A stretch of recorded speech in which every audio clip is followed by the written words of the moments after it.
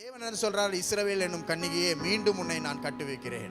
நீ எந்த இடத்துல உடைக்கப்பட்டு இடிக்கப்பட்டு தகர்க்கப்பட்டாயோ அந்த சூழ்நிலையில நான் மீண்டும் கட்டு வைக்கிறேன். I am God who rebuilds again. ஆமென்.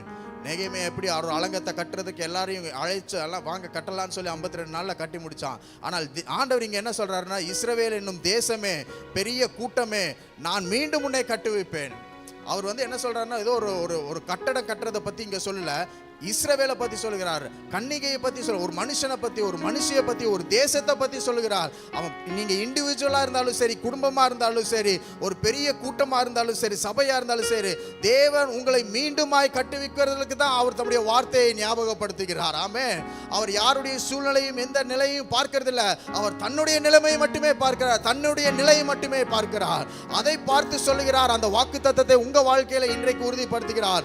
மீண்டும் உடைக்கப்பட்ட இடத்துல உங்களை கட்டுவிக்கிறவர், மீண்டும் இழந்து போன இடத்துல உங்களை கட்டுவிக்கிறவர், மீண்டுமாக இடிக்கப்பட்ட நொறுக்கப்பட்ட இடங்களில் உங்களை கட்டுவிக்கிறவர், மீண்டுமாய் இழந்து போன பலனை உங்களுக்கு தருகிறவர், மீண்டுமாக நீங்கள் இடிக்கப்பட்ட சூழ்நிலையில தேவன் இணைக்கிறவராக இருக்கிறார்.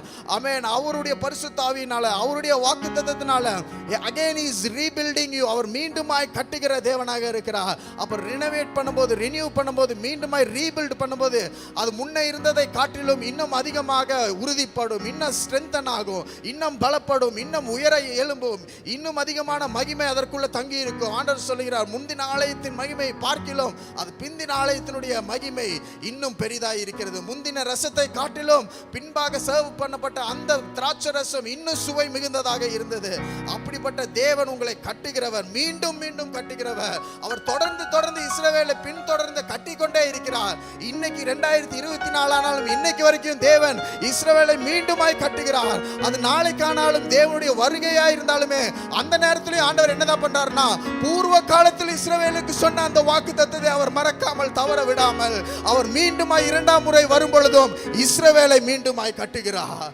அது வரைக்கும் நீங்களும் நானும் அந்த இஸ்ரவேலினுடைய ஆபிரகாமுடைய ஆசீர்வாதத்துக்கு சொந்தக்காரராக இருக்கிறோம். அப்போ நம்முடைய வாழ்க்கையிலே நாம் பார்க்கிற சூழ்நிலைகள், பிரச்சனைகள், எதிர்கொள்ள போகிற இன்னும் அதிகமான சவால்களின் நடுவிலும் தேவன் தம்முடைய வார்த்தை அனுப்பி அதை உறுதிப்படுத்தி அதை ஞாபகப்படுத்தி சொல்லுகிறார். பூர்வ காலம் முதல் இஸ்ரவேலுக்கு என்ன சொன்னனோ அதை தான் உங்களுக்கு சொல்லுகிறேன், யாக்கோபுக்கு என்ன சொன்னனோ அதை தான் உங்களுக்கு சொல்லுகிறேன். நான் உன்னை விலகுவதில்லை, உன்னை கைவிடுவதும் இல்லை. நீ இந்த தேசத்துக்கு திரும்பி வர முறைக்கும் உன்னை நான் கைவிடாமல் உன்னை வழி நடத்தி உன் தகப்பனுக்கு சொன்ன அந்த வாக்கு உன் ancestors சொன்ன அந்த வாக்குத்தத்தங்களை உங்கள் வாழ்க்கையிலே நான் நிறைவேற்றுவேன். ஆமென்.